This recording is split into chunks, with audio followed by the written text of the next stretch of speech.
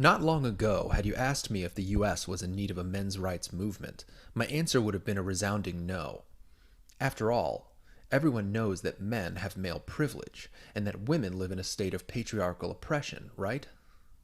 These were the lies that third wave feminism had taught me during my adolescence. I have since had the theory of the patriarchy thoroughly debunked by critics of modern feminism, namely Christina Hoff Sommers, whose work breaks down how feminist talking points and the statistics behind them are all highly misleading or just false. After my red pilling, I naturally started to see how society treats men and women in actuality. Women are protected and promoted by a host of organizations and campaigns running year-round for women's empowerment. They are constantly encouraged to achieve positions of leadership and strength at their workplaces and in the classroom, often being told to answer to no one and never apologize nor feel any hint of shame, even for the most depraved behavior. Men, by contrast, are seldom encouraged. Instead, they're told that the future is female, a popular feminist slogan implying God knows what about the futures of men. Men are told that they have no right to a presumption of innocence when accused of sex crimes, because women have been ignored for too long, and it's only fair that they now be believed without question on the sole basis of their sex. Men suffer greatly under an archaic set of divorce laws that often leave them penniless and broken. We're told that our opinions are worth less than those of our female counterparts, especially if we have committed the egregious sin of being a male who also happens to be white and heterosexual. Masculinity is almost never celebrated like womanhood is.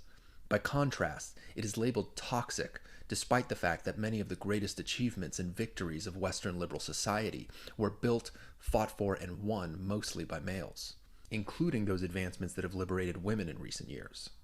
It's no small wonder that the moment Jordan Peterson started to provide actual encouragement and a roadmap for success and fulfillment in life to men, he immediately exploded into a worldwide cultural icon, but was slandered by feminists ad nauseum for going against their central narrative that men have it easy and should thus have their grievances ignored or even mocked. These statistical realities and objective facts reveal the reality of male life in our modern society and beg the question: do we need a concerted, organized effort to address the grievances of men in the Western world? My answer is that I'm not sure. The idea of an organized men's rights movement makes me uneasy for one simple reason, and that's the threat of such a movement coming to resemble the very thing it would need to defeat in its quest for a truly egalitarian society: modern feminism.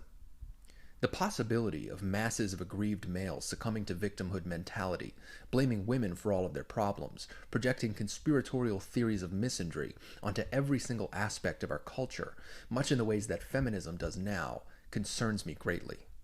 Jordan Peterson himself famously asked that men take responsibility for their own lives as individuals in order to better themselves first, and only then, once they have sorted themselves out, to better the world around them. Organized political movements, by their very nature, seem to put responsibility onto society at large to serve individuals, asking the state to address the burden of their existences and the suffering that arises therein.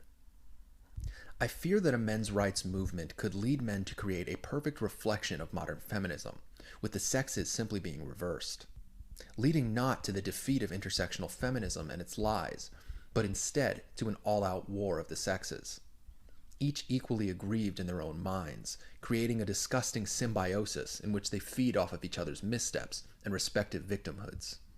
This would only serve to make the current downward spiral of Western society worse. In order for a men's rights movement to better our society, it does need to take modern feminism to task and put the myths of male privilege and patriarchy to rest. But it must also instill alternative values within our society that encourage both sexes to seek individual responsibility and virtue instead of furthering a sex war narrative.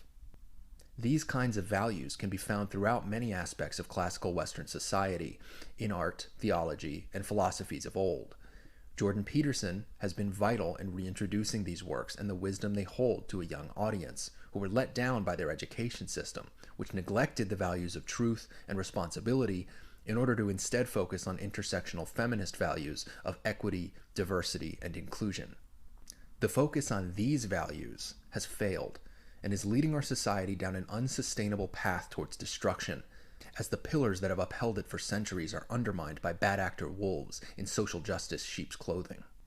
A productive and successful men's rights movement must defeat these bad actors, yes, but it must also create something positive and constructive in the process.